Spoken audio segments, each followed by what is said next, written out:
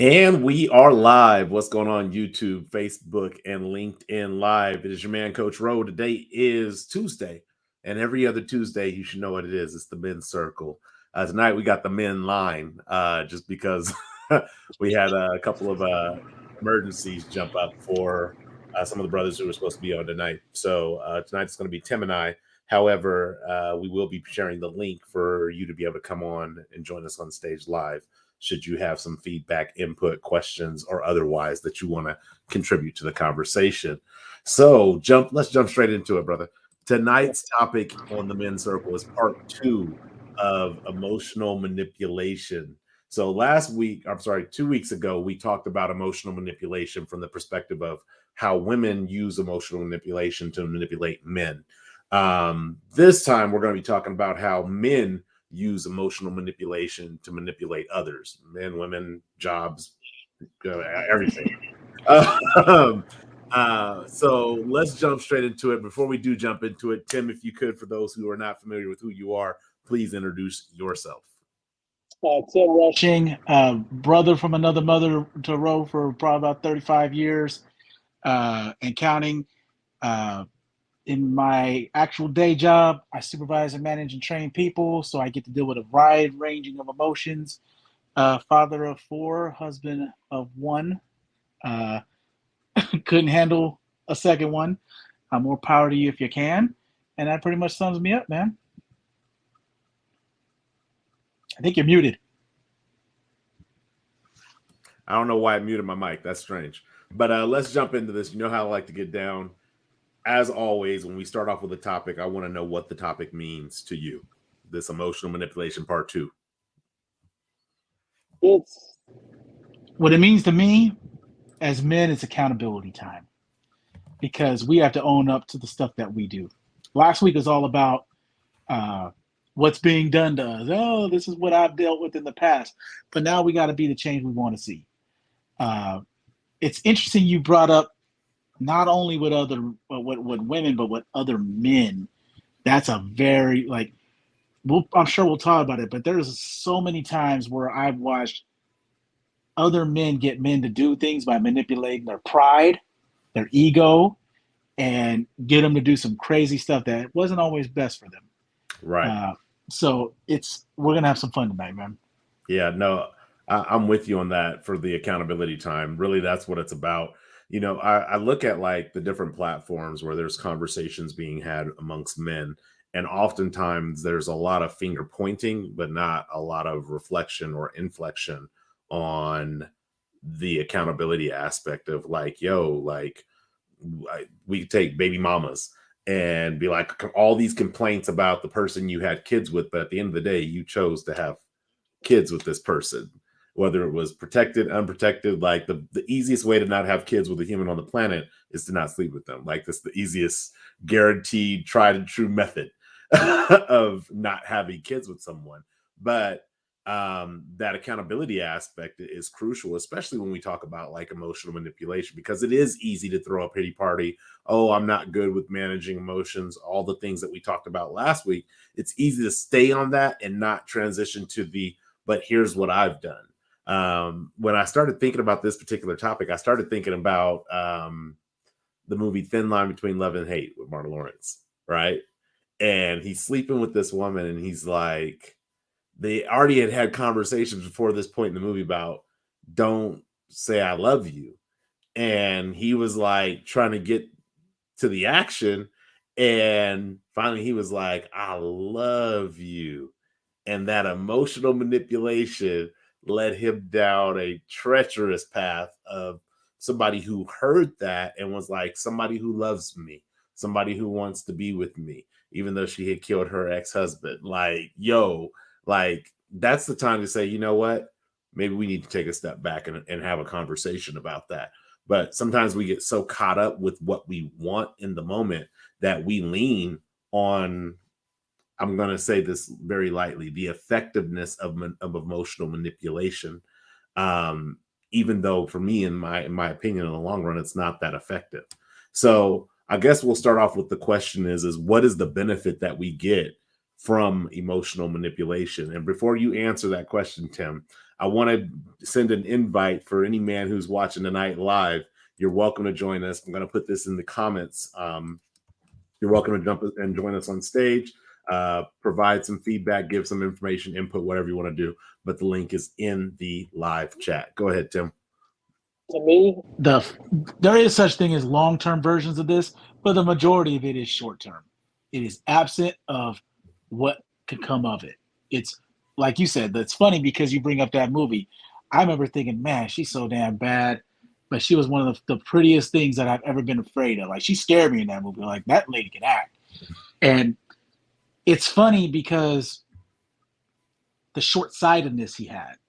And that's what that's the main difference I see between men and women is women with their emotional manipulation is more geared towards a long-term objective. For men, it's about the satisfaction of the moment. It's the lack of impulse control in a lot of ways. And it's like, what do I got to say? What do I got to do? Okay. There isn't very many men that don't have to raise their hand if you say, have you ever done that? Most of us have, because that's kind of how our genetics and our hormones are built. We're genetically designed to get that mission accomplished. And sometimes it's by any means necessary. And what doesn't mean something to us can mean a lot to somebody else when you say some words. It's just some words, but some people think that it's more to that to some people. Right. And we got to be careful with it. But the benefit is always something in the moment. Is to get your way is what I notice. What about you, man? Yeah, no, it is. It's a very short-term thing. Unless you're like a con man who's playing like the long game, right? Right. It's a short-term endeavor. It's a short-sighted endeavor. Whether it's I just want to get her number, so I'm a turn on this charm, or I want to get her naked, so I'm gonna turn on this charm, or for some men, I think it's bummy, but if it's I want to get a gift from her, money or clothes, or to, I used to watch people who would like drop their girl off at work and then take her car and be gone all day, run all the gas out of it, come and pick her up and be like, yeah, we got to go to the gas station. And then not even like pump the gas in the car. I was like, yo, but it makes me wonder, like the benefit for not for him. The benefit for him is I get to use this car. I don't have to pay for any bills or whatever it may be. I call it hobosexuality. Like you're a hobosexual. And so that's the benefit for him. But the benefit for her must be at least somebody loves and cares about me. At least he'll be there because I give him everything that he wants. And so when I start thinking about the benefits that we as men get from emotional manipulation, you're right. I think it is we get what we want in the moment. But if I were to probably ask those guys like, yo, is this even a relationship you want to be in? And they probably say like, I mean, I get what I want, but I don't really like her like that. Right. Like, but I get what I want. To an end. Yeah. And Right. then what happens when that relationship comes to an end? I actually, the benefit that I have found, it's an indirect benefit of manipulation. And I say benefit, but really it's a consequence and a bad consequence. But the benefit that I've actually found in those situations is those guys who are in relationships with people that they're not even interested in and they're manipulating them. You do it for such a long period of time that you actually start to believe right the manipulation tactic. And so the benefit is yeah, I'm getting what I want, but the cost of that becomes you're also creating this tie and this connection with this person that's real. And so then you wonder why the person who you didn't care about and you've just been using this whole time now says, I want out, I'm done with this relationship, and gets with somebody else, and now you're in your feelings. Wait, what? You gonna be with somebody else? You ain't gonna be with me? You mine. But remember that was fake for you. And so yeah, absolutely. It's a benefit because I say we could easily use positive things to manipulate truthfully. There's a difference, and we'll talk about this, but there's a difference between manipulation and giving truth, which allows manipulation to take place naturally and organically. But influence. There's a difference between manipulation and influence. I think that's much better, right? Influence. So manipulation and influence. I like that. That influence can happen organically when you're focused on things that are designed to build and rapport and relationships with people that you love and you care about, or build rapport. Like for me in the business world, I'm a networker. I go into a company and I'm like, I need to know you. And that's not manipulation. That is networking to gain influence and understanding and allies. It's something that I learned when I didn't do that previously going into organizations. I had to learn that, hey, I need to build some allyship with people that I can call and say, hey, I need a quick favor. I need some information. People that I can jump in and say, hey, let me help you with this. But overall, at the end of the day, people that are going to help sculpt and mold my career. So the benefit that I feel like we get from that emotional manipulation, and especially when it comes to men in pride, is we get what we want. If we want to fight, I'm gonna call you a bitch. Oh, you a bitch. Emotional manipulation, because now I got to prove to you I'm not that. If we want to get, in good graces, we'll validate the things that you're doing that are negative, because we want to be in the groupie square, right? We want to be in the VIP booth popping bottles with you. But that benefit, the short-sightedness of that benefit truly it comes at the cost of your character. It comes at the cost of who you actually are, and begins to guide you to who you're becoming. Like if all you do is practice manipulation, eventually you're going to get good at manipulation. And then that's all you're going to know how to do. You're not going to know how to interact with truthful influence or organic influence. You're only going to be able to interact with that manipulation from that negative perspective. Absolutely. Like, it's really funny that you bring this up, because I've done a lot of hard thinking, and it's about this particular thing. Because I always think about like the past, present, and the future of this, right? Where does it start? Why is it happening now? Where does this lead? And it's funny you brought up you called me bitch. It reminds me of Back to the Future. Who you calling chicken? And then Marty McFly got to do something, right? That's what gets Marty McFly going. But this isn't. And I got a comment. You said like you see other shows talk about things. The things that I don't like about these other shows, these clickbaity shows, is they never have anybody on that's on the same intellectual plane as them for their arguments. Like the women's side of it, they choose these dumb, goofy dudes that play exactly into the archetype they're talking about to validate their point. And the men do the same thing. They bring on these bimbos that talk about they want a 6-figure, 6'7" guy, and they have 3 baby mamas, and it's clickbaity. It's more intricate than that. People aren't caricatures. But I think about where this stuff started, and I'm going to lose a lot of people with this, and I understand. But isn't it funny that a lot of these single mommed raised men grow up to be needing another woman to take care of them? Like how many times have you heard the phrase? I've heard some of my friends' moms say this to them: "You need to find you a woman to take care of you." Right. I've heard that saying a lot growing up to other people, and that it looks like that. It looks like, drop me off to work, you could take my car.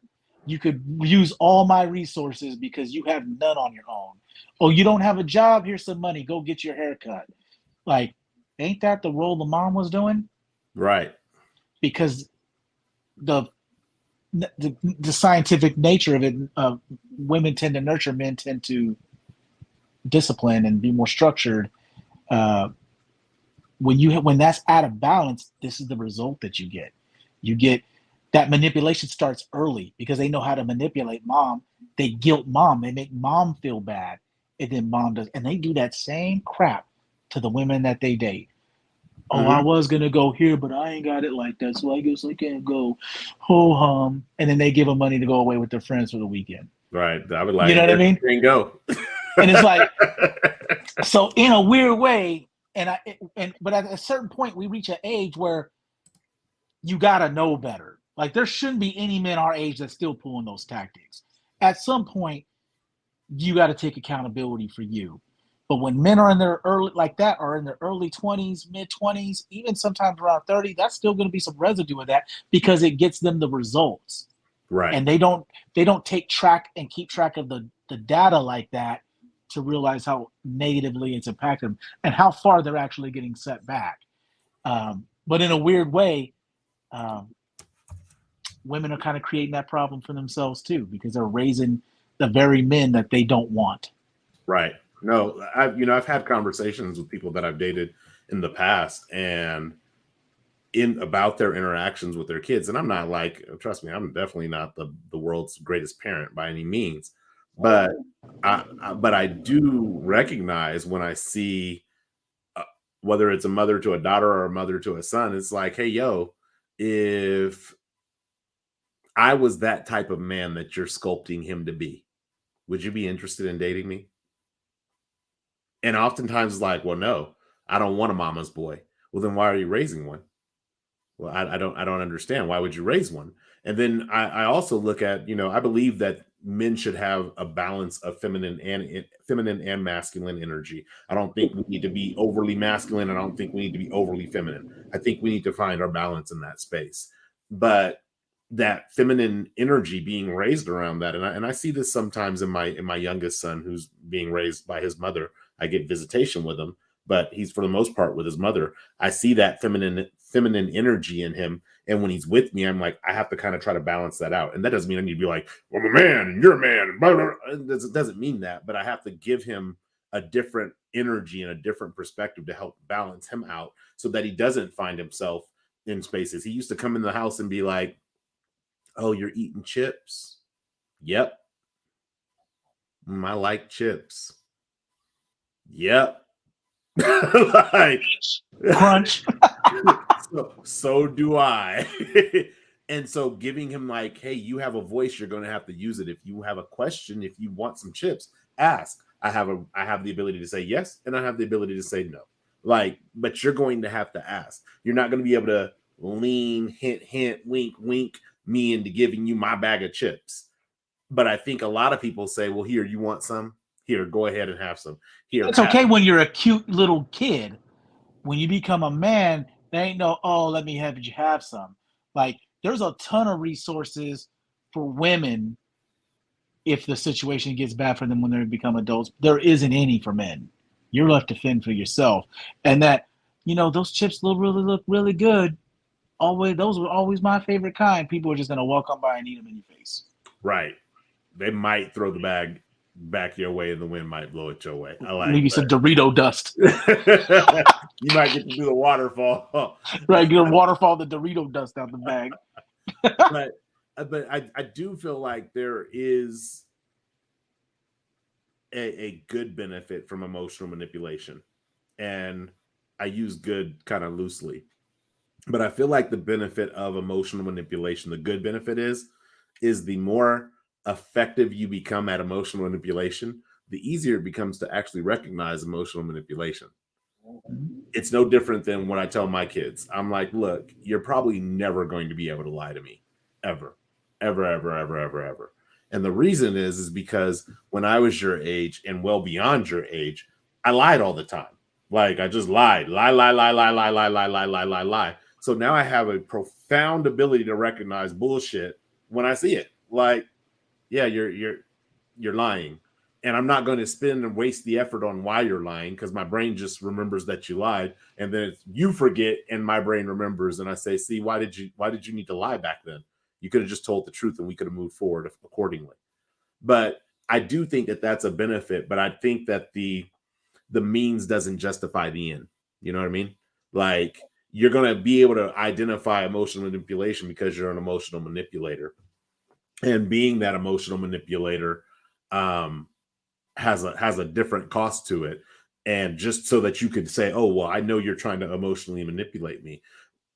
I'm a firm believer that you don't have to go through an emotional manipulation state or have that characteristic within yourself manipulating people just to simply come back to a space where you're like, now I can recognize emotional manipulation.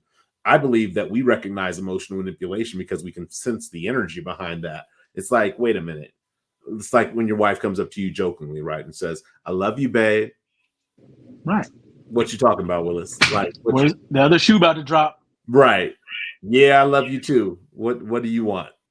Like that ability is instinctual. Like we are kind of programmed that way prehistorically. There's a cat waiting in the bush, and that keeps you alive. It's a survival instinct, right? There might not be a cat in the bush, but the fact that you think that there is one causes you to move with caution and through that area. The same can be had with emotional manipulation. So just because there's a good benefit if you're going to become an emotional manipulation expert, I don't think that justifies the ends of the process. Doesn't justify the ends. It's one of those things you have to be, because you could be really good at it, and you could use that for good. And I would, when you do that, you lose the term manipulator, become influencer. Not these internet stupid influencers that influence people to do.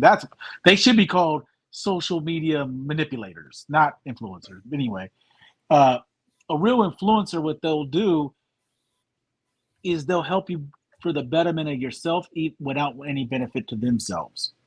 So sometimes you could say little things and know how to motivate and get the best out of somebody.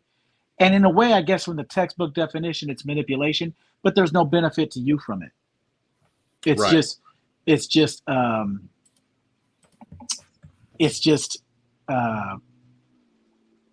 helping them. Right. And that's a different thing. But it's really, it takes a special person to do that. And not everybody, some people believe their own nonsense that they are that person when they're not. It still resorts back down to them, and it's still manipulation, and they try to dress it up. You'll see that all the time. Like, if you pointed out pretty well the first time, like con men, you'll see like the televangelist. Every time I go to my mom's house on a Sunday and she's watching Joel Osteen, I'm like, Mom, I'm about to leave, man. I can't. And she's like, why? What about Joel? And I was like, how about that time when all those people were stormed out in Houston and he didn't let them use his church? But then he tells you how you need to contribute. Right. What has he contributed? That's manipulation. Funny little bit I'll give you about, as you bring up my wife. We had a little bit of a funny back and forth. She ordered groceries and she asked me, hey, is there any snacks or anything you want? And I was like, I couldn't think of anything at the time. So I was like, nah. So she orders groceries and she got a couple of the cans of the Chef Boyardee raviolis. And I seen those. I was like, man, I ain't had those in a minute. So I had me a can of raviolis, and she seen me. She was like, what are you doing with those raviolis? I said, I'm eating them. And she goes, you didn't say you wanted any snacks. I got those raviolis for me. And I was like, oh, I'm sorry, I won't eat any more. So 2 days later, Bath and Body Works had a sale on stuff. And she goes, babe, do you love me? Same thing that you just said. And I was like, what's up? She goes, I'm at Bath and Body Works. I want to get some stuff. Will you get it for me? And I was like, sure. And I sent her the money, and I was like, we'll just consider it the most expensive can of ravioli I've ever bought. How's that sound? Because just to have a little bit of fun, and because some mind games like that are healthy and they're fun to keep you kind of on your toes. It's different when you use it as a negative sense. Right. No, and that kind of brings me kind of towards the next question for emotional manipulation. I really want to focus, because I don't think this conversation should just be about women. I want to focus on us emotionally manipulating men.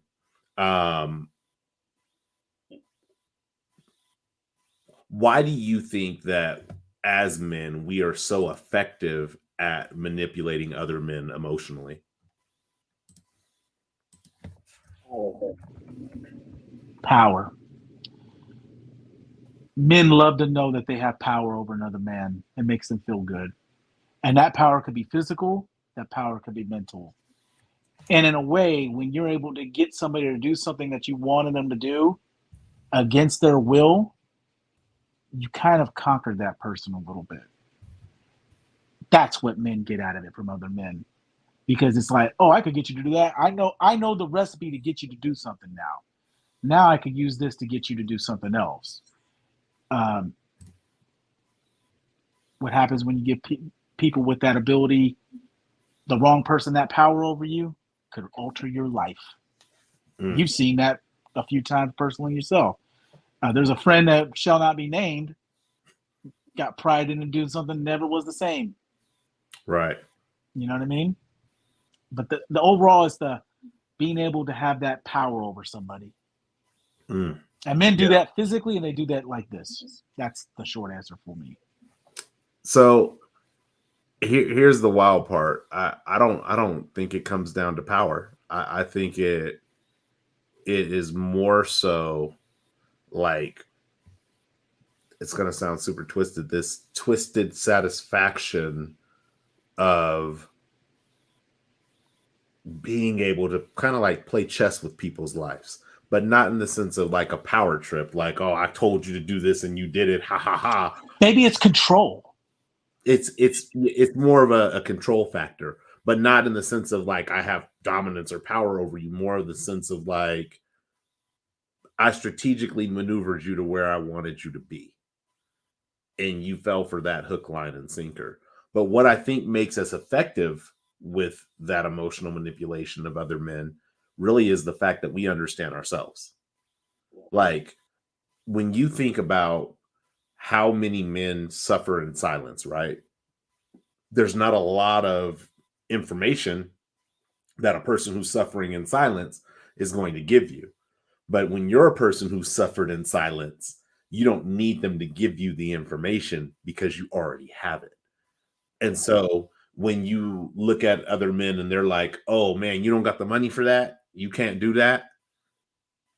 We already realize the suffering in silence side of that is having feelings of inadequacy and not being able to provide the things that we either want to provide for ourselves or provide for our families.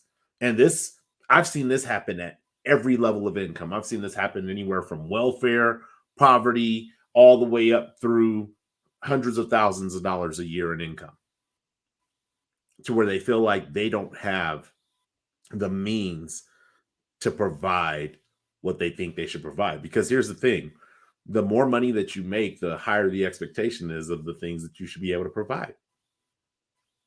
It'd be no different if I made $40,000 a year and I was like, okay, I want to pay for my kids' college education. I'm going to have to save for that.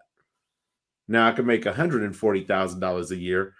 Okay, well, now I need to pay for my kids' full college education and make sure they have a car and make sure they have room and board or an apartment that they can use. Like, all of a sudden, the money and you ain't doing this.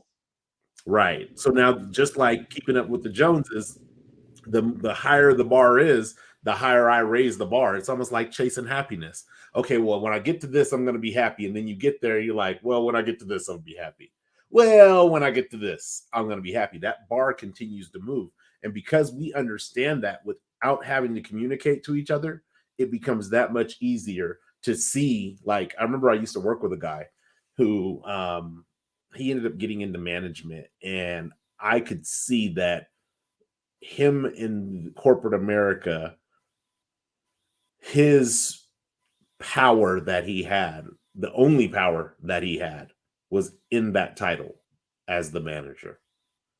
And so that led me to believe that in your home, you don't really have any power or authority. You kind of go with the flow, for whatever reason that may be, whether that's you feel like you can't find somebody else, or you feel like nobody else wants you, whatever those reasons may be. But I could tell he didn't have power at home. And so it was really easy when interacting with him to be like, I know your title is a facade.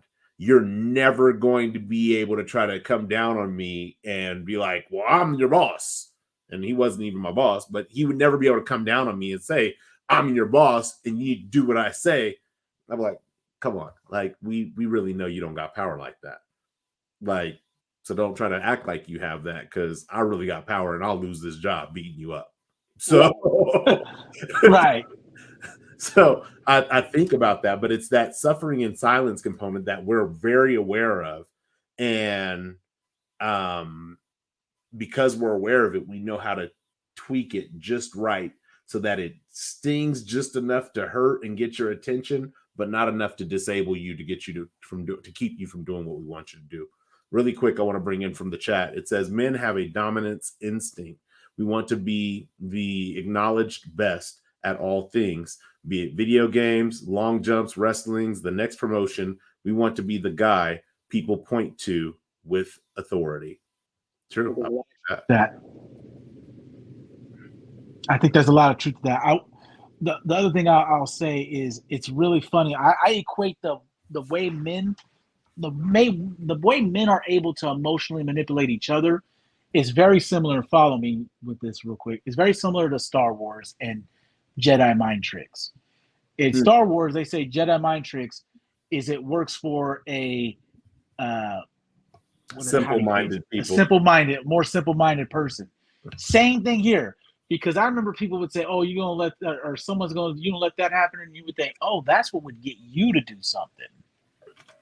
And it like reveals like it's like you're reverse engineering how to manipulate person X. Right. But that's how a lot of this. Some people they grow to a state where they're above that manipulation. A lot of them don't though. Like you look at the stuff that how many men do you know that posture themselves and post themselves on social media being a higher income than they actually are? How many men wear fake jewelry and fake shoes and all this stuff? Their car's more expensive than their rent that they pay. There's so much of that, and they do it to present an image to be acknowledged. Like the comment said, "Oh, that person's got money." It's like, well, yeah, he has all those clothes and he has that car, but he lives in the hood.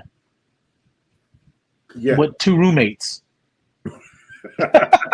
in bunk beds, and he's 29 years old. Right, in a studio apartment. Right. With a tri-level bunk bed.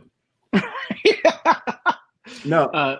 Yeah. You're right. And I think from the perspective of social media and going back to something that Casual said, kind of hating the content where it's just all bash.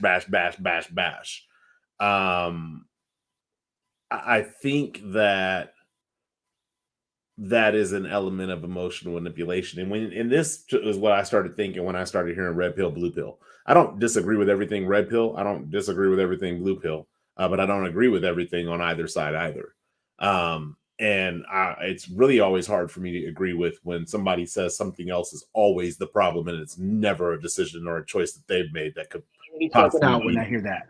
Yeah, like it's almost like when I used to date people, and I would go out with a girl and we'd have a conversation, and during that conversation they tell me everything that their ex did, and he was horrible, and he was a stalker, and he was this, and he was that, and la la la la la la la. And though some of it was true, sometimes it was true information, but other times it was like, damn, so why were you with him for 3 years if this is what he was the entire time? Like, how did that come about? And so I started listening to how people would bash their ex. And it doesn't mean that every ex that I've had I have a great relationship with, but I'm like, yo, if I'm going to date somebody new, I remember my wife when we first started dating, she was like, hey, if you ever want to go back with the person you were with before me, just let me know. And I was like, no, I'm straight. And I kind of left it at that. I didn't really go into like, oh, and here's the reason why, and this is this, and this is, I didn't go into all that. But now that we've dated for years, and now we're married and we've been together for 5 years, it's like, she's like, now I understand. I see it. Right. Yeah. I didn't have to emotionally manipulate her to reassure her, because that's what we do in this emotional manipulation game. We go to reassure, nah, I'm done with that. I don't want to deal with her like that. She's dead to me. She's crazy. She's right. crazy. No, I'm like, no, I just don't want to be with that person anymore. If I wanted to be with her, I would be with her right now, and I don't want to be with that person. And so that emotional manipulation kick where I look at the influencers, it's easy to draw up influence. And I think about who's the guy who died? I'm seeing Kevin Samuels. Kevin Samuels, right? Though there was times where he just shot straight, and I'm like, look, you're not mad because of what he said. You're mad because of how he said it. Right. And you're mad at how he made you feel. And how he made you feel. You're mad about that. But it's also easy to use that element, if that's not who he genuinely was, to use that element to emotionally manipulate men to come to you, because it's things that they want to say that they don't want to say. It's things they want to say but they feel like they can't say. So Right. it's easy to draw that attention in that crowd to that, because I now see, new Kevin Space. What is his name? Kevin Samuels. Yeah, see, that's horrible. I see new Kevin Samuels popping up now in social media like, oh, I have to take the mantle. And going back to what Jay said, as far as wanting to be the best, wanting to dominate, it's like, well, now there's this power vacuum, right?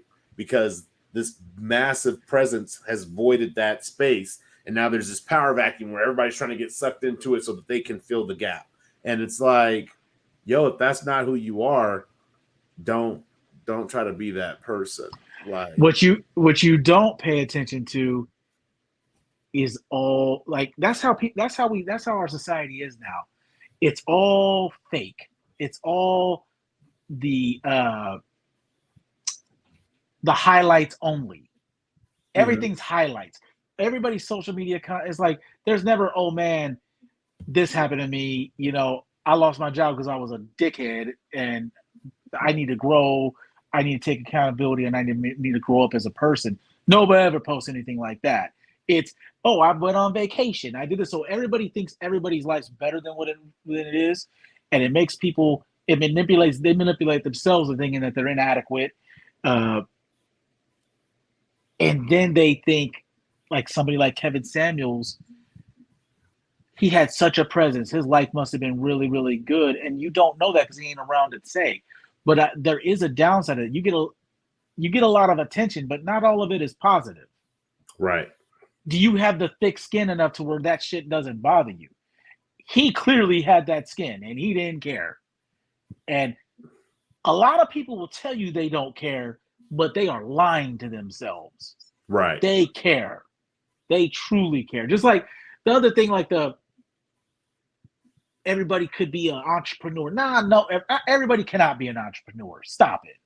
Some people are wired that way. Some people thrive more on a structure and not having to worry about that and more of a, reliable stream. People need to stop focusing on what you think somebody else, oh, that person did it, I could do that. Start focusing on what fits you. And it's like, I've seen some of those Kevin Samuels knockoffs. It's like, man, do you not have any shame? You're just gonna copy someone's whole mojo like that? There was one of the guys I seen. He had the suit like him, almost the same glasses, like the same bracelet and necklace. I was like, come on, man. At least be you. At least be you. A parakeet, at least be a different parrot. Right. Yeah. No, I feel that. So my question would be this, because the emotional manipulation part, as men manipulating other men, manipulating other people, period. How do we begin to learn how to use that organic influence? And I think that's a great word to speak positively about manipulation. How do we begin to learn how to use that organic influence?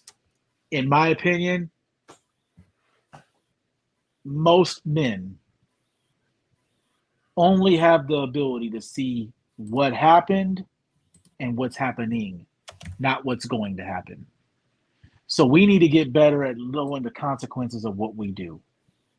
We have to get better at knowing, like you brought up the great point of, and I took a dig at single moms earlier, but you could even flip that around and say, why are they single? Because some man fucking did that to them and left them to be single with a single kid. So you could ping pong that right back to it being men's fault on a grander scale. It's like chicken or the egg argument with that. You know what I mean? But we got to get better at being able to see down the line of what the decisions and the things, what's the consequence of what we're doing. We don't do that enough. We're in the moment. We'll think about tomorrow. And that's not a wise way to live. Because it'll make you sleep with that woman. Like my brother told me something when I was a young kid. I was probably like 13. And he was like, don't ever, ever, ever mess with somebody if you can't live with having to deal with them as a parent down the line. If she's giving you weird vibes, crazy vibes, someone you don't ever want to see again, it ain't going to be worth it. Trust me. And I always had that kind of in the back of my head. Not a lot of people get that information though. Right. And it's funny because I mature to the state like what you said. Like anytime someone bashes their ex, I start looking at it, that's a you problem. Like you're telling me all the stuff that's wrong with you. You don't even realize it. Right. Like you're either too dumb to see it, too scared to do something about it, or you were just as toxic as them and you're editing that part out. Right. You know what I mean? Like a lot of the stuff when someone started, I'm like, okay, so why do you think they were that way? And it's crazy to put the brakes on somebody like that.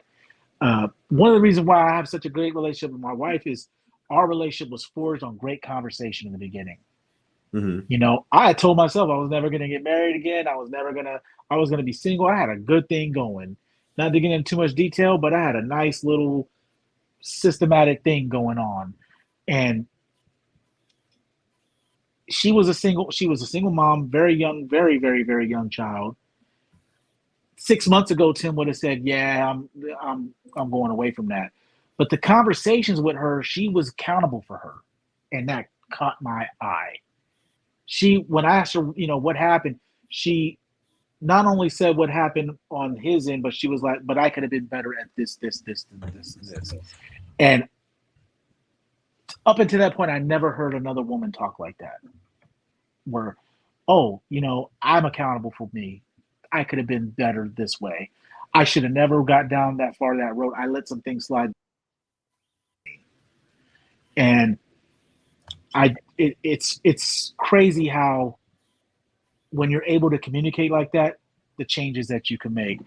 But that's how you use it. It's those conversations we had in the beginning was about, if this thing goes forward, what am I expected from this person? I had the foresight at that point from living through a different experience of what I didn't want to go through again. The older generation isn't doing that to the younger generation as we should. Mm. We're teaching them how to be exactly like us when we should be teaching them how to be better than us. I think you bring up a good point, and I think part of that, as far as teaching the future generation that they should be better than us, right, has to do with being able to acknowledge the things in life that are for you and the things in life that are not for you. When I start thinking about organic influence, and I think about this with First Row quite often, I literally could have blown this channel up by just being toxic. Like I could have just blew it up. Absolutely. Millions of people like Ro gonna say something crazy today. I'm tuning in. But I chose not to because I know that audience of toxic people is not for me. And the reality is that audience of toxic people is the same people who would cancel you in a heartbeat the moment you say something that they don't agree with. The moment you say you want to do a men's circle with only men. Well, what? It should be called a them circle. Yeah, no. Now you're canceled. No, now I'm canceled because that's not what this is for. I tell people all the time, look, they, them, us, women, trans, gay, whatever, all these other communities have spaces for themselves. The space I'm creating is for men. Not those who identify as a man, not those who think that they're men, for men. And I stand on that.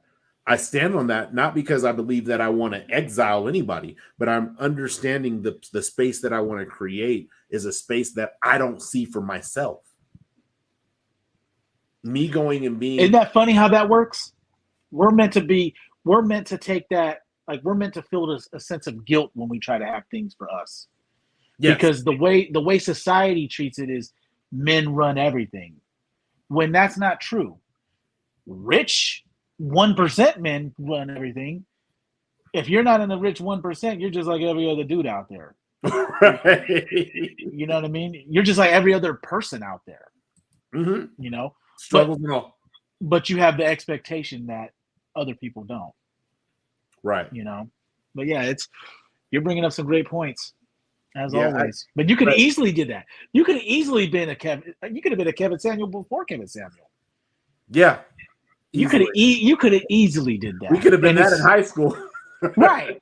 But what's the point in that? The whole point is bettering people, helping people, letting people, and part of the what I think organic influence is, and how to use it, what it is, and how you use it.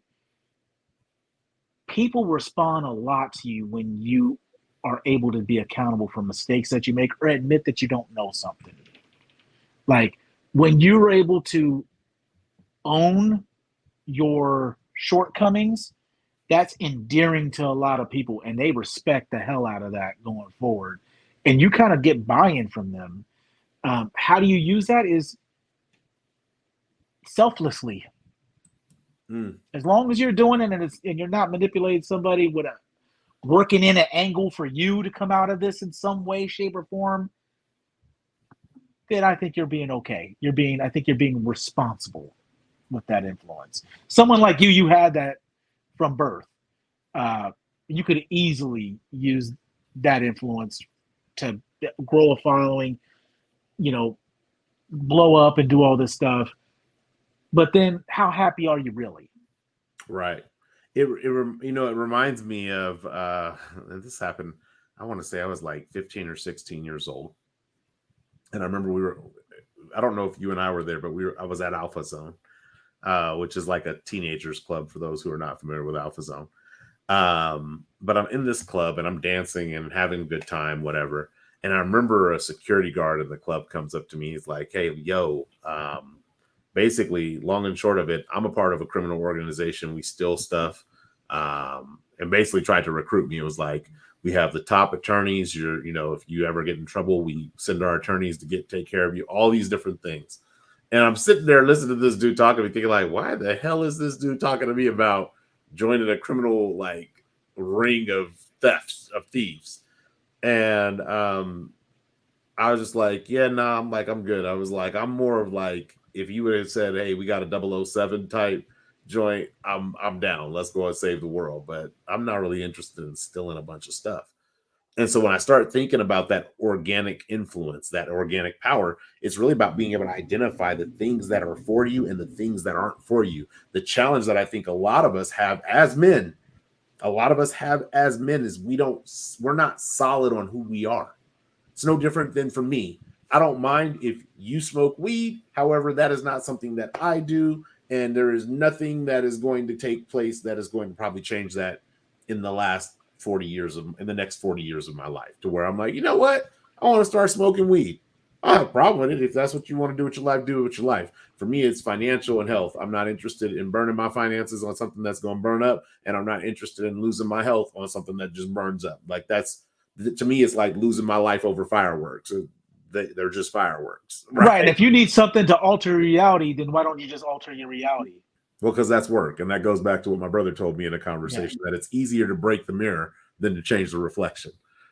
And that would hit what the kids say nowadays, that's a bar. That's a bar right there. That's a sweater right there. But being able to accept when you realize that things aren't for you, and being able to accept that is when you begin to have that organic influence. Because somebody who is, let's say, influenced, oh, Billy's a nice guy, right? Billy's a nice guy. And they're influenced by that. The moment I deviate to try to go and get the fast money or to try to become a part of an organization that I have no interest in being in, they're going to be like, well, wait, I thought Billy was this nice guy. And I lose the organic influence that I have. And now I'm following after this other influence that's manipulation. That's not even really who I am. And I think that's what happens for a lot of us. That's what happens for a lot of men. It's like thinking about the times when I've been in fights and versus now what it would take to get me to get into a fight with you. Like, I don't do disrespect. So I'm going to let you know if you're disrespecting me. Hey, I don't really do the disrespect thing. Let's just call it a day and walk away. You can call me out my name. You can do whatever you want to do. But the moment you try to escalate, I'm going to respond with extreme prejudice. Like, extreme prejudice because I'm going to go to win the fight at the start of the fight, not 30 seconds, 40 seconds, a minute, 3 minutes into the fight. I'm going to try to win the fight at the very beginning of the fight. So for me, instead of walking around trying to be a tough guy, I just walk around. I'm pretty easy going. Hey, yo, what's up? And until there's a situation that I need to say, hey, I'm not really with the bullshit like that. Please don't. I just keep it cool. I think about so one time I went out to a club with some friends, and after the club, I had switched out of all my fancy dress clothes and changed into pajamas. And then we went out to go and eat. And it was myself, Aunt Jackson, and a friend of ours. And we were sitting at this place, and I should have known but before we went to this place. My friend says, "Oh, we should go here because there's always drama that takes place here." You know, okay, whatever. So we go, and little did we know we were going to be the drama. But in being in that environment, I'm in like pajama pants and like a thermal shirt because I'm like, when I get home, I'm going to sleep. Like, that's what I'm going to do when I get home. Well, this guy walks in and he has like tattoos all on his neck, and he's, you know, he's somewhat gangster, I guess, for his thought process. And he's flirting with our friend. Okay, cool. You think she's cute? Cool. I think she's cute too. Good luck. And so he's talking, kick cat, kick cat, kick cat, kick cat. And finally my friend says, okay, that's enough. She's just like, that's enough. And it's because he was like whispering this, like, hey, hey. And so she says that's enough. He ain't twin song must have just came out. So, the guy like is like, bitch. And I'm like kind of like raising my head, and I'm thinking before I could even say, did he just call her a bitch? She's like, who are you calling a bitch? And she just goes bad, right? And that caused me, because I'm a protective person, like, yo, sit back. Hey, we've been cool with you the whole night. I don't know why you on some extra shit, but like, you need to chill out. Like, chill out. And he just, and I could feel my blood boiling to go to that level with him. And I was like, I have to ask myself, what is it that I'm trying to accomplish? Am I trying to accomplish getting into a fight? Because if so, I could accomplish that by throwing the That's first doable. punch. Yeah. I don't have to say anything to start a fight. I could just swing at you, hit you, and if you don't go to sleep, the fight has started. So I remember at one point security moves behind me. I'm thinking like, I'm not even the loudest person in here. Why are we moving behind the dude in pajama pants and a pajama shirt? Like, what? So they moved behind me, and my boy Ant, he's like, hey, you got security behind you. Watch yourself. Because if I'm going to fight, security is not going to be the stopper of that fight. They're not going to be holding you back while this dude get the punch on me. Not at all. You're going to have to hold us both. I'm going to cock an elbow, get some space. You know, back blast area clear. You know what I mean? So the dude is like wilding, and I just stop and I ask myself pretty much, what do I want to do with this situation? And I just told security, I said, hey, look, you can get from behind me. I'm going to diffuse this situation right now. And I just simply apologized to the dude. I said, you know what? I apologize that we ruined your night. We're done eating here. We're getting ready to head out. You guys have a good night. We're taking off. Our bills paid. We're leaving. So we get up to go and leave, and the dude like pops up. And he's like, no, F this, blood. I'm going. Let's go, blood. Let's go. He's not talking to me. He's talking to his friend. Okay. And so I stop. I'm like, hey, man, go ahead and walk in front of me. Do whatever you got to do. I said, you have my word that I am not the type of person to have to punch you in the back of the head. I just go ahead and go. I said, but also I am the type of person that if you punch me in the back while I'm walking in front of you because you're still mad about this situation, it'll probably be the last breaths you take tonight. So let's just call it a day. You go ahead and go. But if you really, really want to fight and this is what you want to do, we can go in the bathroom and fight right now. And then I'll send your boy in to come and get you when we're done. Like that's because that's how confident I was in fighting. It wasn't about getting into a fight at that point. It's like, I'm not backing down because of fear. And often what happens, why people escalate, is because they think there's some sense of fear, like, oh, I got him on the ropes. He's scared of me now. Just because you won a fight yesterday don't mean you're about to win this one. So right. I say that to being able to see and have that foresight to organically influence a situation. because I had the power to influence that situation into a fight just as much as I had the power to influence it to not be a fight. And the reality is I'm the person who doesn't want to fight. I don't want to fight.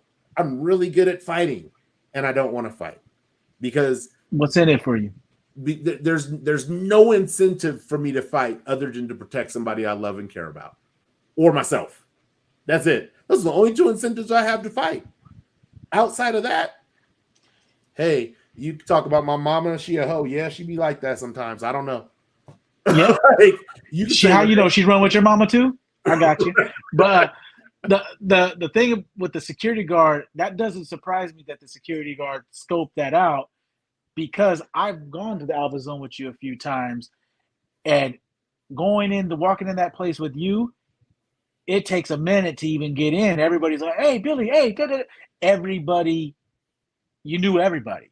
So if I'm looking for somebody to influence others, I would have probably targeted somebody like you too, because that kid got it in, you know. But that's when you can't be manipulated. Sometimes that gets a little frustrating. I'm similar to you. I don't smoke. If you do that, that's on you. That's good, because I'd much rather work on changing my actual reality than fooling myself that I am every day, and then forming another habit that I'll eventually have to break, costing myself another expense that I'm going to have to pay for every month. Because it's real funny. Not to bash people that smoke weed, but they'll quick to tell you that, oh, you can't get addicted to that. Bullshit. I know people that can't go a day without. They can't go a day without. They act funny. They start having withdrawal-like symptoms if they start getting a little dry. So don't tell me that that's not addictive. Is there worse addictions? Sure. You could rank them however you want them. That's your prerogative. But that organic influence, man, it's the ability to recognize you have that ability and still choose not to use it for your own personal gain. And that's something that I feel that you do really well, because you could easily have spun this. Even like one of the things I admire about, there's a couple of things I always really admired about you. One, your networking ability, your ability to form and continue and maintain connections with people. That's something I always admired. The second thing is the ability to be open and transparent with the opposite sex to a level where you could part ways and still be really, really cool. Like it never, heartbreak didn't happen or whatever. That's always been, but it's like, it's rooted in honesty. It's, hey, this isn't working. I think we're better off as friends, and here's why. And it's legitimate things, and people tend to respect women. Respect you for that. That's not always something I've done. Usually, it's out of anger. Usually, I had a problem with letting shit build up. I had a problem with putting unrealistic expectations on unreliable people. I had problems like that. So when in hindsight, was I really mad at that? Was I really mad at her, or was I mad at myself for expecting that of her? And I can't. And am I refusing to be accountable to myself? So was it easier to blame than to accept ownership? Yeah. No, that trust part is that trust and truth part is really important. I don't think we get to organic influence there. Let me put it this way. I don't believe there's a road of deception that you can take to organic influence. That's a dead end. Deception is eventually going to be a dead end at one point or another. As they say, the gig. It's either a wall or a cliff. Yeah, the gig is up. Good. They got us. Hold on.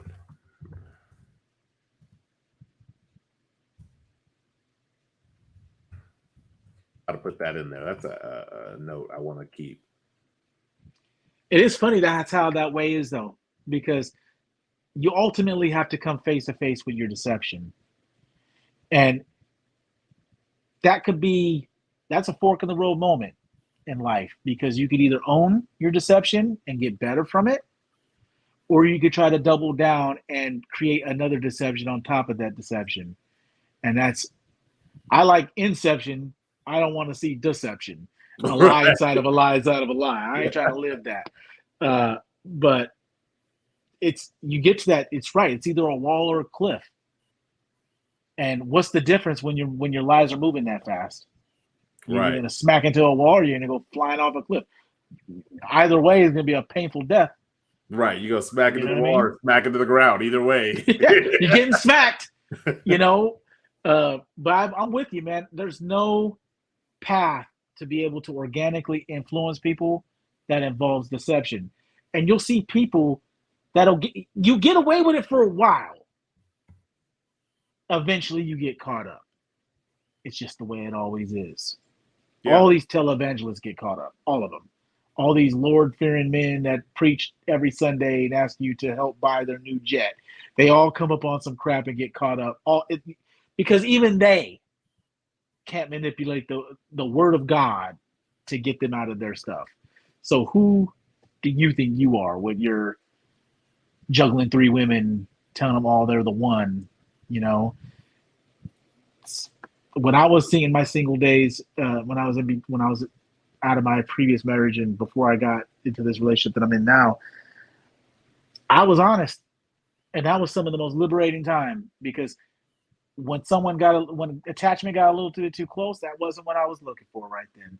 And I don't want to continue this and keep selfishly using you if it's hurting you in the end, or creating a hope that isn't there. So I'll part ways with you and we'll still be okay, and then those drift off because there were never friendships in the first place, so they ain't nothing. But that was some of the most liberating time, because I didn't lie. I didn't care enough to lie. I was like, finally, like, whatever, I'm gonna just be who I am. And that was some of the coolest thing. And that took me I came into this relationship being that open door. And I feel like that's one of the reasons why we clicked so good, because she was in a similar headspace. But I bought you some time because I know you were collecting your thoughts, so I'll turn it back to you. I've been typed that note. I just wanted to type that note, but I do what you just said. I do have a question for you, because being in that dating stage where and this is going to sound callous, but oh well, it is what it is, where you don't care, right? And so you don't care if what I tell you is the truth and it hurts your feelings. I do believe there comes a space in a relationship where you do care, right? How do you maintain that truthful communication? Because if you don't maintain the truthful communication, then you are emotionally manipulating.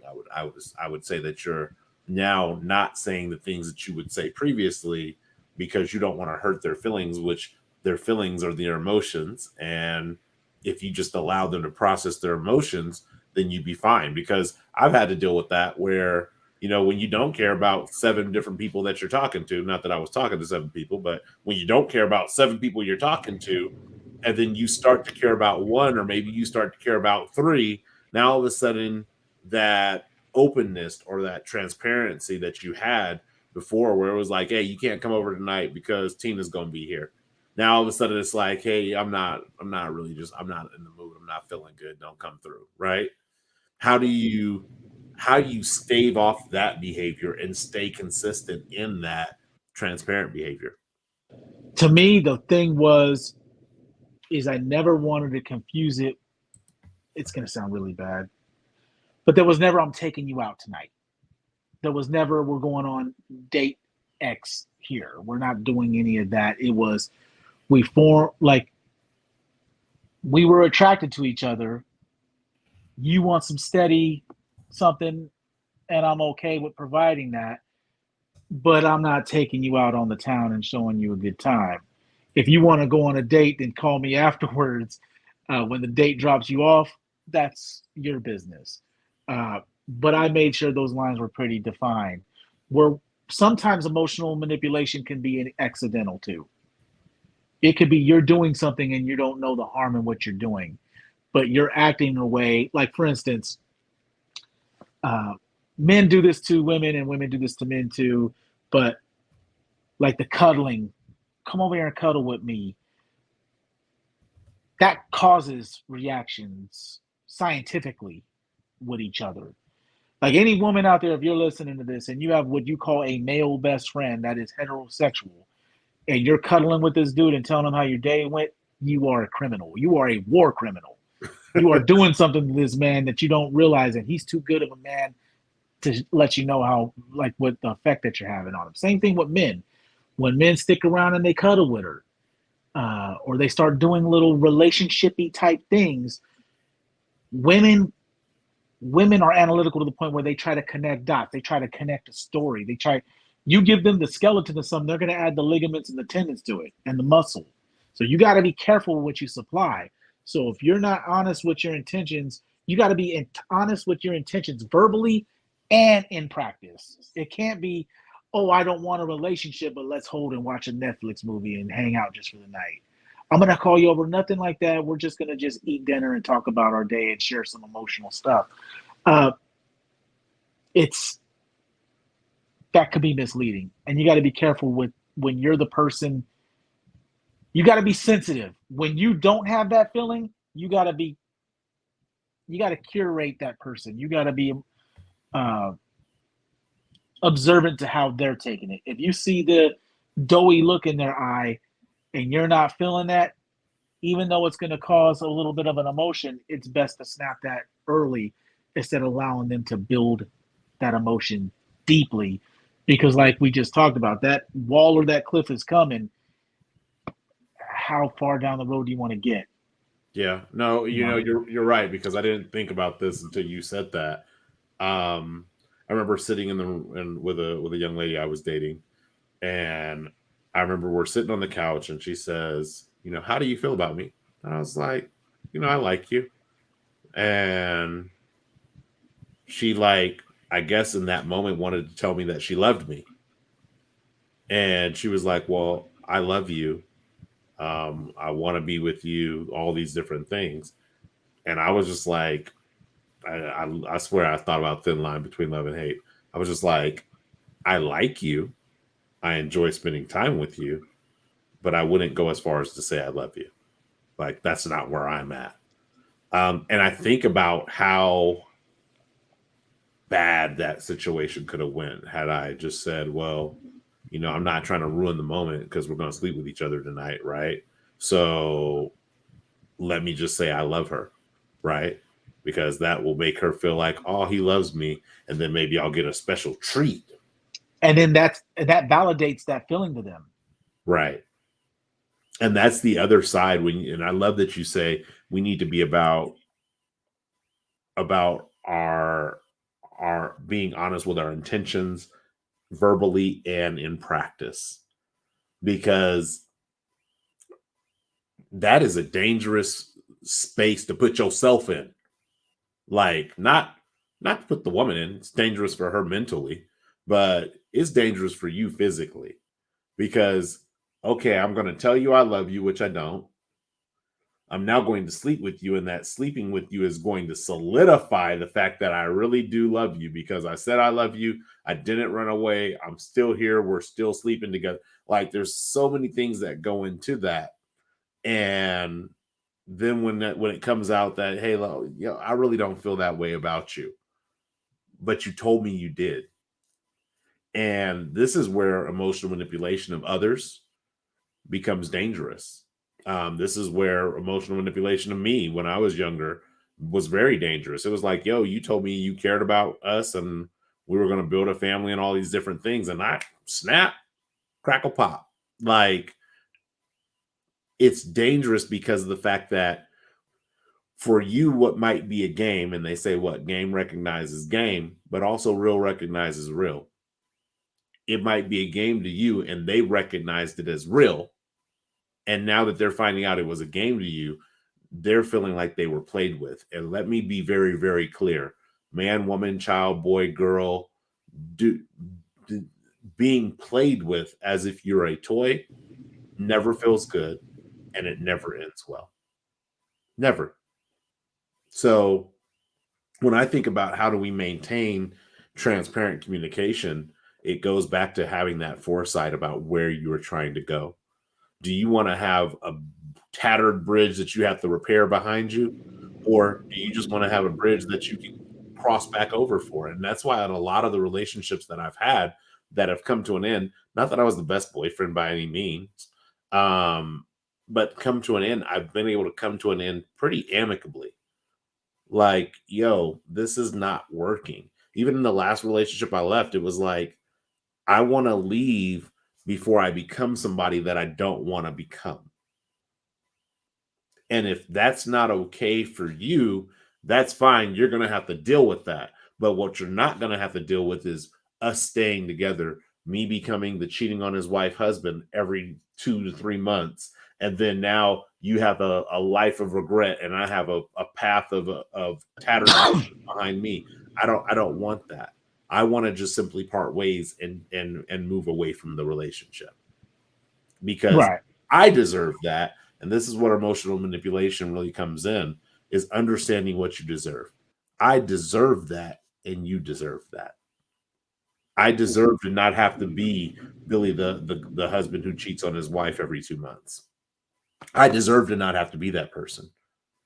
I deserve to not have your family looking at me cross-eyed, side eyes, and scowling at me when I'm at family events. I deserve that.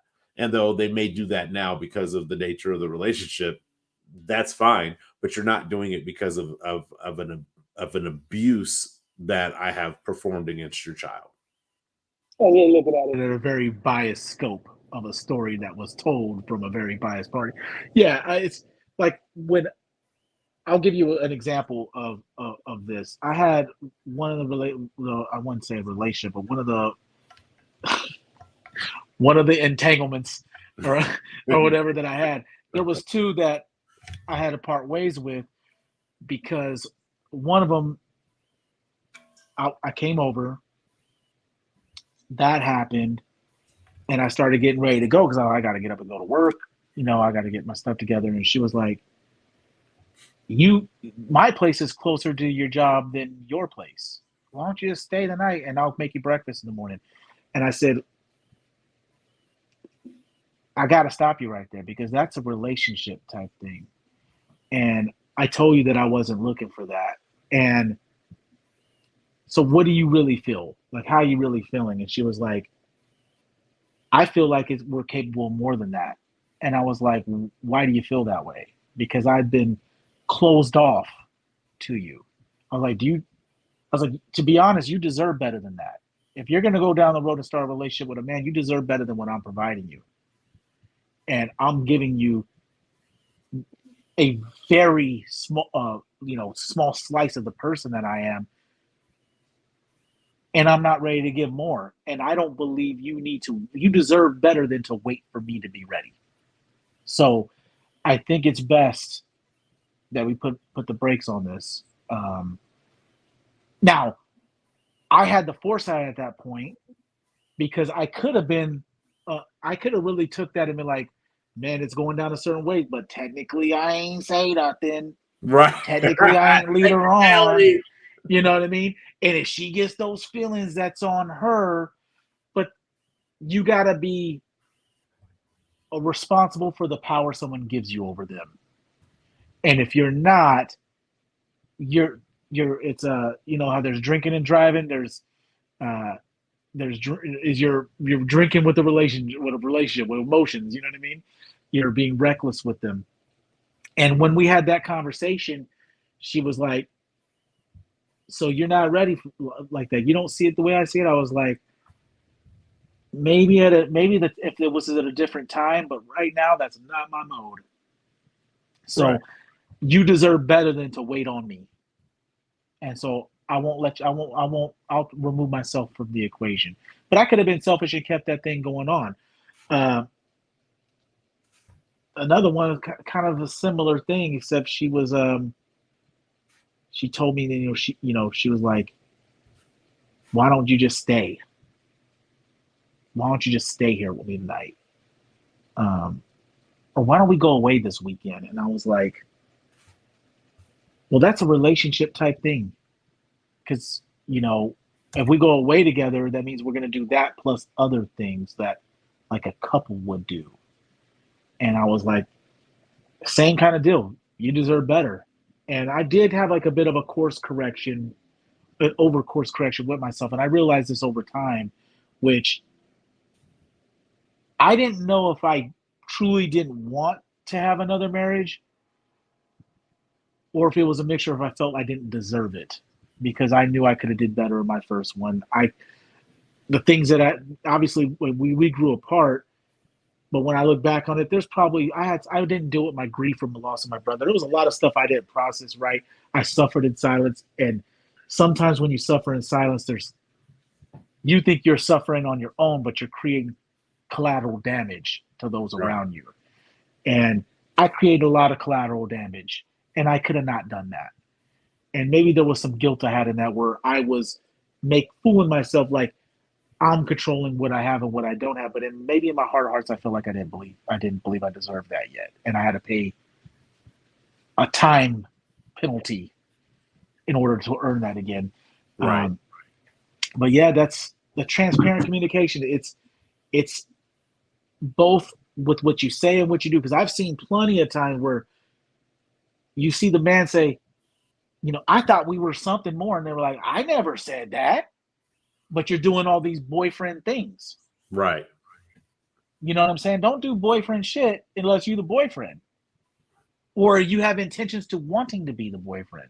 Right. Well, I'll even one up you on that in the sense of not only doing boyfriend things from the perspective of like the privacy, cuddling, snuggling, all that stuff, right? But to see somebody in public that you're not their boyfriend and then be mad that you've seen them in public with somebody else. I've never understood that. Like, yo, I'm not with you. So if I see you in public, if you feel like you can't say hi without getting in trouble, don't. And if you don't say hi, I'm not going to take it any kind of way. Because in my mind, it's always been our time together is our time together. Our time apart is our time apart. You're doing whatever the hell you want to do with our time apart. Now, if we're in a relationship, our time together is our time together. Our time apart is still our fucking time together. Don't be trying to do whatever you want to do. But that's a relationship. That is not, like you said, where people want to have what do they call it? Plausible deniability, right? Right. We never put a name on it. Yeah, but you've been at my house for the past 7 days, like staying here with me. What do you mean we never put a name on it? Like, yeah, your name ain't on the lease. You know, with me and my friends. Right. You know what I mean? Like, another way men manipulate women is we give them actions because, like, let's be real. A lot of men know how women operate and think. And we know we could act a certain way and they'll fill in the story for us. So we could act a certain way and they'll game themselves up for us. Oh, he really care about me. He did this and he must love me. I don't know how many times I heard girls or women talk in offices I work at like, oh, he did that. Oh, he's in love with you, girl. And it's like, maybe he just wanted some head that night. Right. Maybe that's what it is, but that's how we manipulate. We know how to a lot of us know how to do that. We know how to physically do things or interact in a way, but we didn't say the words, so we have that plausible deniability. No, I'm with that. I want to we're going to start wrapping because there's an exercise I want to give towards the end of this particular men's circle. But before we go into the key takeaways from tonight, I do want to get kind of like your closing thoughts on emotional manipulation as men being the catalyst for the emotional manipulation. My closing thoughts, man, it's funny because I just watched Into the Spider-Verse with my son. And the line everybody knows from Spider-Man is with great power comes great responsibility. That's pretty much what emotional manipulation is. When you have the power to influence, there's a great responsibility that comes with that. You got to be mindful of what you say and what you do, because if you don't, you have the ability to hurt more. Not everybody, some random guy off the street could say or do things, and it might rub someone the wrong way. But when you have the power to influence somebody and you do those same things, you could really emotionally damage somebody. And the men's version of it is, we got to be the change we want to see. If we don't want to deal with crazy women, quote unquote crazy women, and quote unquote crazy baby mamas, then those baby mamas, we need to make sure we're there for them kids, and stop that chain in the cycle of events there. But we got to be the change we want to see. We got to be responsible with what we say and what we do, and we got to be selfless. We're not the society. Men are no exception to this. People say women are selfish. No, everybody's selfish. Most people are selfish. We got to be a little bit more selfless. That's my thoughts on it. No, I'm with that. I love that closing thought as far as being more selfless.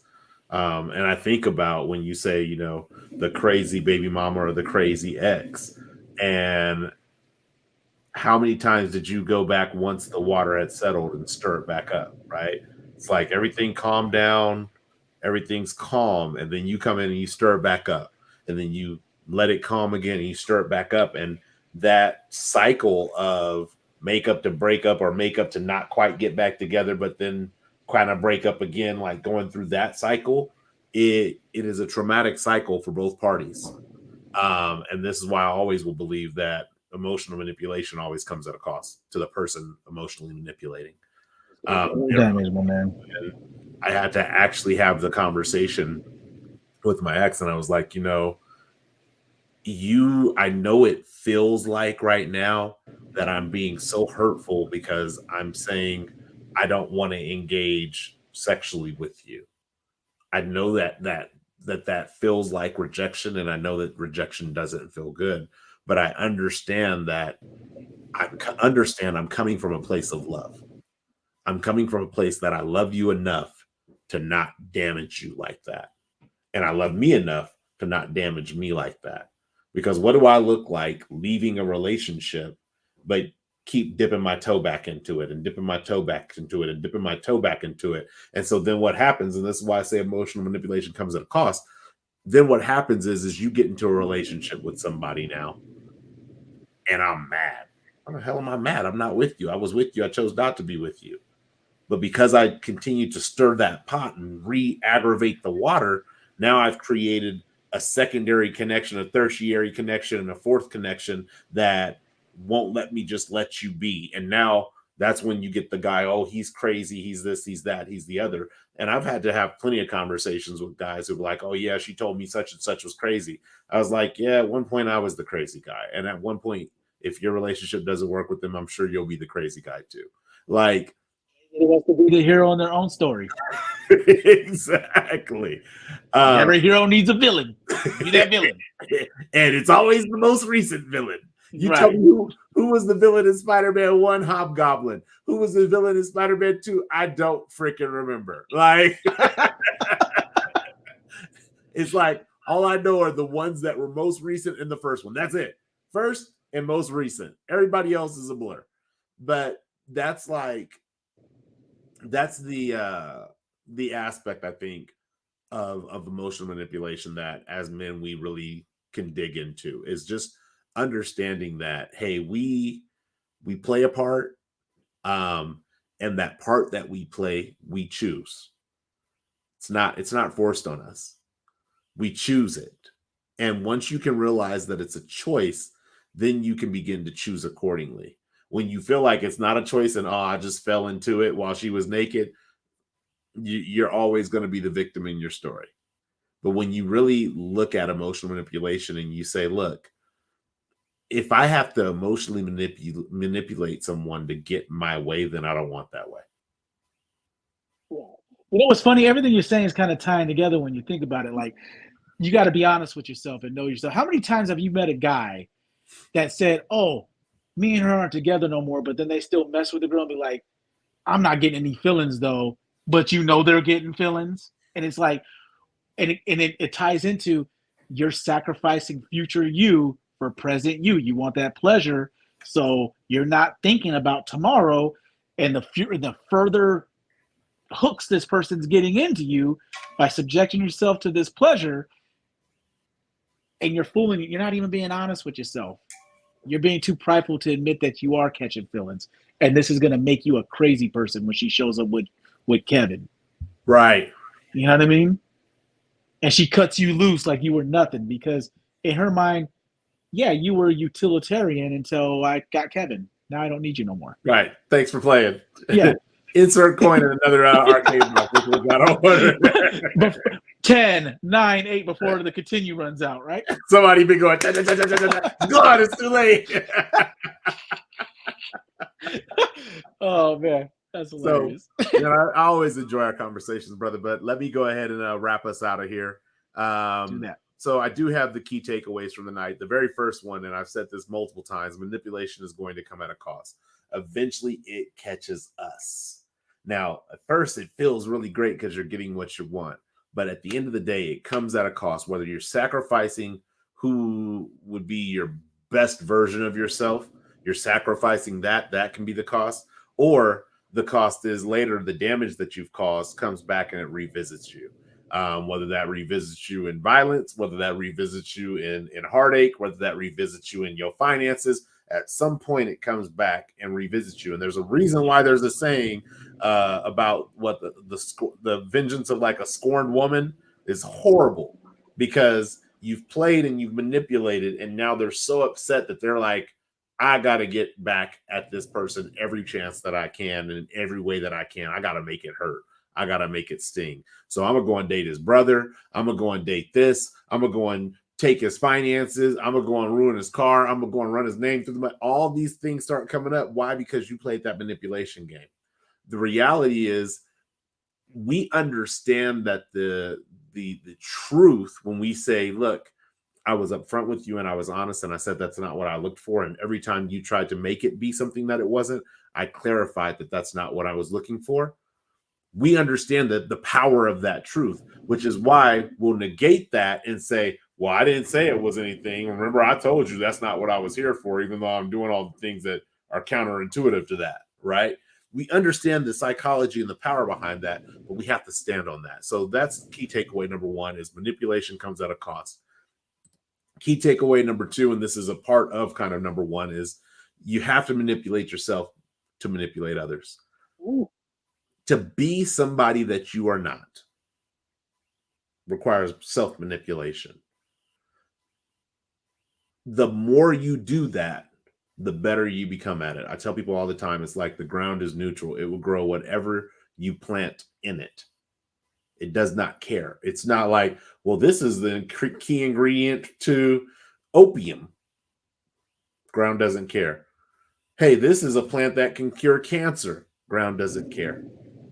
And when we manipulate ourselves in order to manipulate others, we're the ground, and we don't care that we're building up a persona or, as you said, Tim, a character that is not going to suit us very well, and it's not going to serve us very well. And so that's key takeaway number two, is you have to manipulate yourself. Understand that you're not just manipulating the other person. You have to manipulate yourself in order to manipulate other people. Key takeaway number three is there is no road of deception that leads to organic influence. I love that you brought influence into this conversation, because I think that's what we are trying to seek when we're manipulating people. We're trying to seek that influence to strategically move them to where we want them to be in order to get what we want from them. And there is no road of deception, because here's the reality about deception. Eventually, deception is found out. At one point or another, deception is found out. And when it is found out, I don't care if you built the Empire State Building if brick one was deception, that bad boy is going to come tumbling down every single time. And you have to go all the way back to the point of deception and begin to remove that rot, put in a new healthy, transparent block, and then build the building back again. So there is no road of deception that leads to organic influence. If you want to have organic influence, you're going to have to actually be truthful, transparent, and have some credibility about, or not credibility, integrity about how you handle people. Because I do agree, Tim, that there are points in time where people can unintentionally emotionally manipulate because they feel like they're just communicating how they feel. But that isn't an every time thing. If you're doing that all the time, that's not unintentional. That's who you are. And you have to decide if that's who you want to be and continue to be that person, or if you don't want to be that person, then you're going to have to do the work to change that. Takeaway number 4 is be honest with your intentions verbally and in practice. I love that you brought that also into the conversation.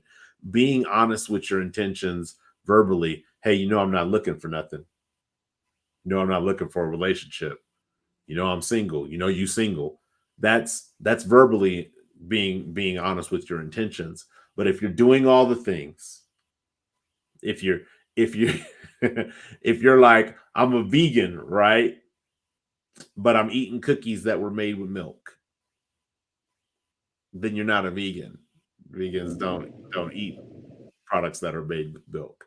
They don't eat products that were made with eggs. Well, when I say I'm vegan, what I mean is I don't drink milk and I don't eat eggs like by themselves. But if they're mixed into something, it's okay. Then you're not vegan. And that's being honest in your practice. Is if you're a vegan, then you don't consume those products, period, regardless if they're mixed into something or not mixed into something. And being honest with your intentions when you say, hey, we're not together, that means when you have the opportunity to do things that would lead a person to believe that you're together, you say, no, I don't want to do that because I don't want that to seem or appear like we're together. And I don't want you to get emotions that make you feel like we're together. I had a friend of mine who I'm very close with today. When we first started talking and we were talking on the phone regularly, at one point, the emotional manipulation was like, hey, you're talking to this person regularly. She's cool. You're cool. You guys laugh. She likes you, is not romantically, but you can manipulate that into a romantic engagement. And I said, hey, look, I got to take a break from talking to you because my mind is telling me how you set this up so that you can make it romantic. And I know that's not what I want. So give me a week, decompress, figure this out, and then I'll come back and let you know how we move forward. And we've moved forward ever since that. Decade later, we're still doing just fine. But that's in practice, because other than that, if I go on in autopilot, I'm going to set up a relationship because it's going to come out. Right. Like the charm is going to turn up. The hints are going to turn up. The keys are going to turn up.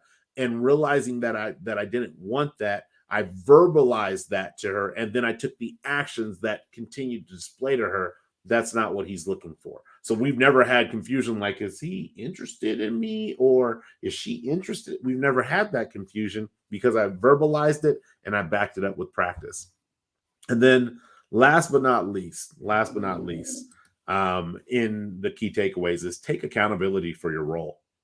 And I say that in twofold.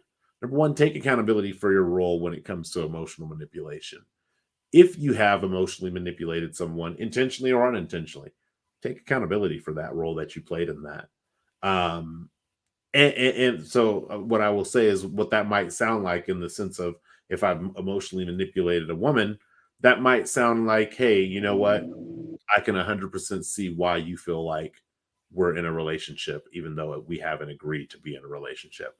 I can see why you feel that way. Because I've done X, Y, and Z, and you've done X, Y, and Z, and I've received it and I've allowed it, and you've received it and you allowed it. And these are things that would make one believe that they're in a relationship. Take accountability for the role that you've played in that emotional manipulation. And if you even did it on accident, hey, you know what? I didn't really think about it at that time, but I can see now that that could be perceived as emotional manipulation, and that's not my intent with this relationship. I want our relationship, whether it be casually interacting with each other, or if it be romantically interacting with each other, or interacting with each other on a lifelong journey of marriage. I want it to be intentional, and I'm going to work to not do these unintentional actions that can emotionally manipulate you to get me the things that I want necessarily, that I may want or may not even want from you. But take accountability for that role that you play, because the reality is if you practice not taking accountability for it, you're going to make 1,000 excuses as to why it's okay to emotionally manipulate people. And you're going to look up one day and find that you're in a space or a place that you had no desire to be in when you started. And then, as I promised, tonight I actually have an exercise that I want to share that I thought I typed, but apparently I didn't. But I'm going to call it showing up in your organic influence. And really, this exercise is for us men to do over the next 2 weeks, to really look at the relationships that we have. You don't have to take all of them, but the relationships that are important to you. And really go through those relationships and look to see if you are using emotional manipulation to get the things that you want, which would mean that you're using either your knowledge of that person's emotional state to your advantage, or you're simply leaning on the nature of humans, especially if it's in regards to women, the nature of humans, or you could use it in regards to the nature of children, right? If you're emotionally manipulating your children to feel sorry for you. Oh man, Dad, it was Father's Day and I didn't get you anything, right? Like stuff like that. But look at those relationships and really I'm gonna ask you to do 2 things. Number one, in those relationships, even if you haven't been, begin to start engaging in transparency. And this, let me say right off the bat, my wife has asked me like the past 3 days, like, hey, are you okay? Are you okay? I have a lot of stuff going on in my mind, but there's nothing clear that I can articulate. But begin operating in transparency and engage in that transparency. So for me, what that looks like is being able to say to my wife, hey, I know I'm thinking about some things. I just don't have them in a package that I can articulate them for you, versus just kind of being in this humglum mood. And then your wife is like, what can I do to make you feel better? Right.